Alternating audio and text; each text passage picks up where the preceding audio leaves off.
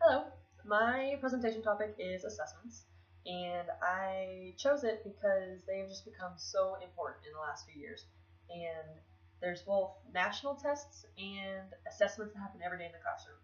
And I would like to work with littles, so preferably first or second grade, so I didn't really focus on the national tests so much because they don't take those.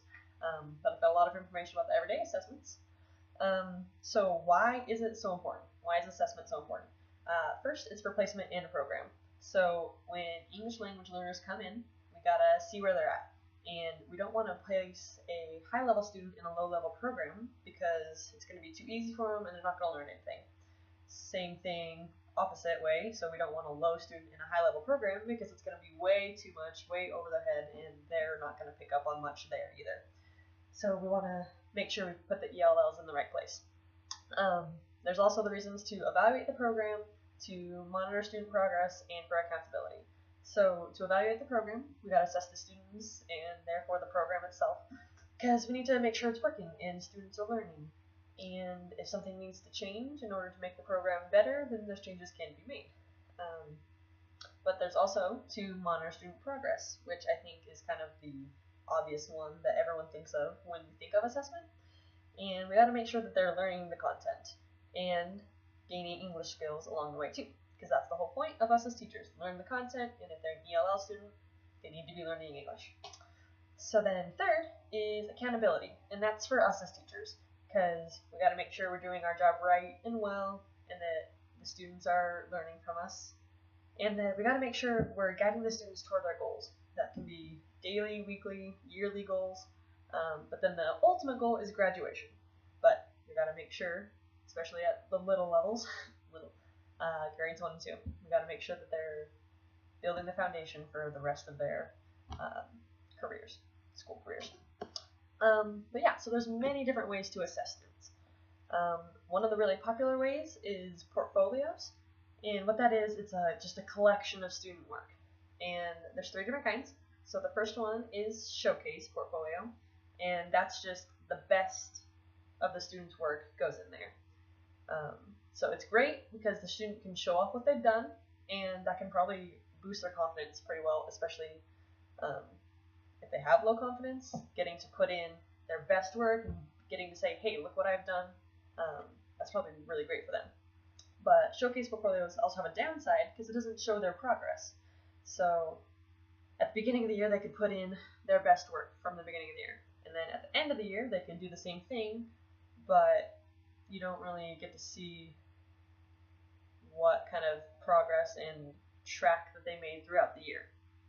But the second one is called a collection portfolio, and that has all the work that the student does, including daily assignments. So it's just kind of an overload of stuff in that portfolio. And it's basically useless for assessment because there's been no planning put into it. There's nothing special about it, I guess, because it's got everything that the student has done. But the third kind of portfolio is called assessment portfolio, and the point of this is to have the goals of the student reflected in the work that you see in the portfolio. So that will show progress, which is great, but it is the least common type of portfolio. So when you think of portfolios to begin with, it's probably the showcase one. So you can see the student's best work. And that, along with the collection, are the 2 more popular ones. Portfolios are great though because they're very learner-centered, and so that means that the student has a say of what goes into the portfolio as well as how it's evaluated.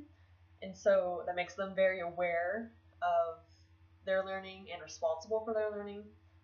So when they have a say of what goes in the portfolio, they're like, oh, I want this because of this reason, as opposed to the teacher just saying, I think this should go in there because of whatever, or just picking random stuff. So learner-centered is very great in portfolios. So it's a very summative type of assessment. It's something you do after a long period of time, hopefully seeing progress in the student. But there's lots of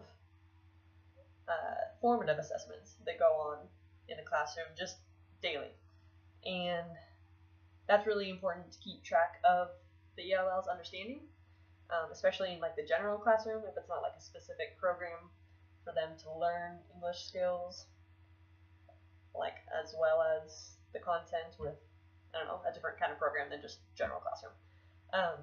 So one way for a formative assessment to be done is in oral presentations. And that doesn't necessarily mean to have them stand up in front of the class with a PowerPoint giving a speech. It can be, and if that is the case, they can use pictures and put keywords up on the board to help them along.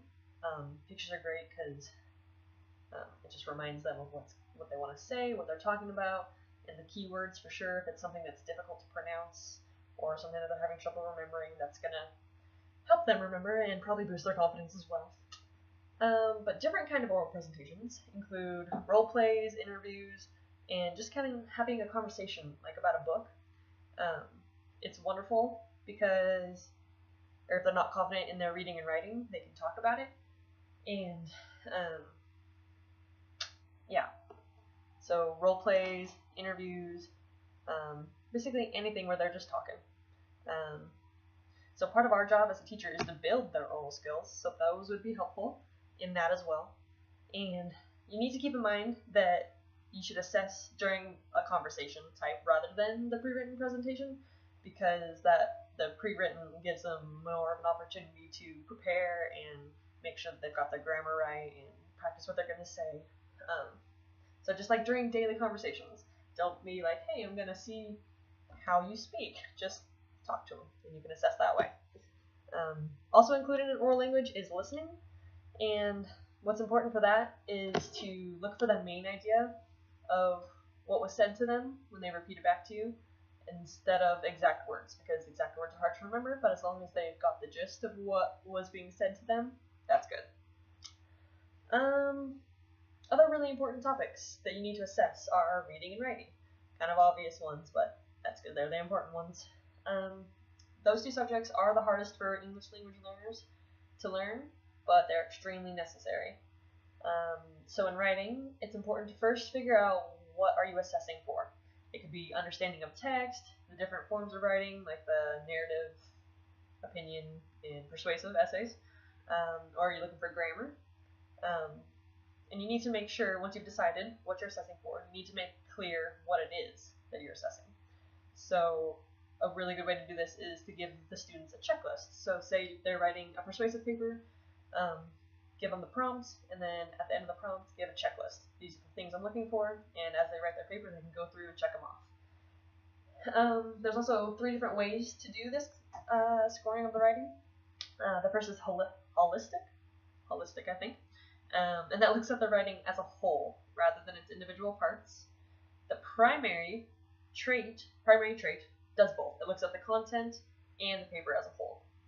And then analytic scoring looks at all the parts and scores them individually. So I think how you assess will depend on the type of writing you're doing and what it really is that you're assessing for. Are you looking at the form of the writing? Are you looking at the content, the details that they put in there? That's up for you as a teacher to decide. So in reading, that's an essential skill for school and life in general, because if you can't read, you're going to have a tough time. So you should look for comprehension when reading, because I could go to any Spanish book and read it pretty well, and I'll comprehend about 15% of it. And that's not the point of reading. You're reading to understand. So a good way to do this is with retelling, and again, verbally rather than writing it down gives them a good chance to work on their oral skills, especially if they're not confident in their writing. There's also literature discussion groups, and that's another just discussing the book. Like this group of students is reading a certain type of book, or the same book.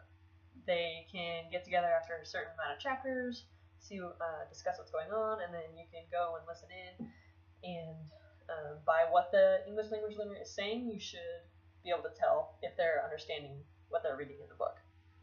But you should not assess while they're reading aloud, because oftentimes teachers will focus on something other than comprehension, like pronunciation, and that's not the point of what we're doing when we're assessing for reading. We are looking for comprehension, not how they say the words. So teachers do a lot of assessing, but something that we don't think about a lot is how students should self-assess. And this kind of goes back to keeping them responsible for their learning. And if they self-assess, they can see their strengths and weaknesses, and they can see what they need to work on, and therefore set goals. And goals are important because it keeps them on track and knowing what they need to work on. But as the teacher, you need to make sure that they have an opportunity during class to work on those goals, and that they can work with you if they need to. And a really good way to do this is with a rating scale. And so you can give them a question or like a statement. For example, if you're wanting them to self-assess their oral skills, you can say, I can ask questions in class, and then give them the options to check either not very well, okay, well, very well. And so if another side to this is that if you know that they don't do it very well, but they think they do, and so they check very well, that's something that you can discuss with them. Say, you might think you're doing this great, but it's actually something we need to work on, and I can help you with that. It's an important thing to do. But there's also checklists, and you can just ask them a question, and they can check yes or no. So it's kind of like, it's similar to the rating scale, but it's a checklist, just yes or no. So just like a last thing is that as a teacher, doing daily formative assessments, rubrics and checklists are great tools to have for yourself. And you can, like, depending on what you're assessing, you can have the list right there in front of you, and as you walk around and listen to your student talking or whatever it is they're doing, you can say, oh yeah, they're doing this, oh, they're not doing this so well. And it's really handy to just have right there. It's quick, and it can cover all certain kinds of criteria. And yeah, rubrics and checklists, they're great. And so the assessment that you use will depend on the age of the student, their level of English understanding, the subject or skill you're assessing, and your purpose for assessment. But you've got to do it because it's important, and you got to keep track of your English language learners and make sure that they're progressing. If they're not, something's got to change, and you got to do your best to help them because that's what we're here for. But remember that student self-assessment is just as important as the teacher's assessment. Keep them responsible for their learning. They'll thank you for it later, even if they don't know yet. So yeah, thanks for watching.